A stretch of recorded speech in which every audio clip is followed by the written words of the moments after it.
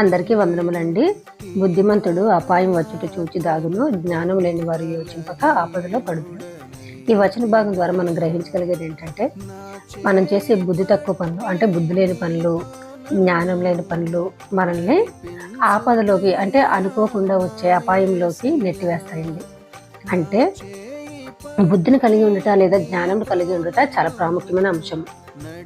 అయితే దేవుణ్ణి కలిగి లేని ప్రజలు ఏ పని చేసినా అది దానివల్ల ఏ నష్టము కలగదని వాళ్ళు వెళ్ళిపోతుంటారండి.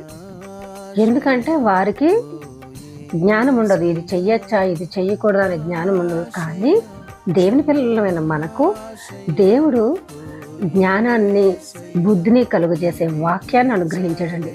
అంటే మనం ఈ పని చెయ్యొచ్చా, ఈ పని చేయకూడదా, ఈ పని చేయడం వల్ల నష్టం ఏంటి, దీనివల్ల మనకు కలిగే ఇబ్బంది ఏంటి, లేదా దీనివల్ల కలిగే మెప్పు ఏంటి, మేలేంటి, ఇలాగా ప్రతి విషయంలోనూ దేవుడు తన జ్ఞానాన్ని పొందుపరిచి మనకు వాక్యాన్ని అనుగ్రహించాడు.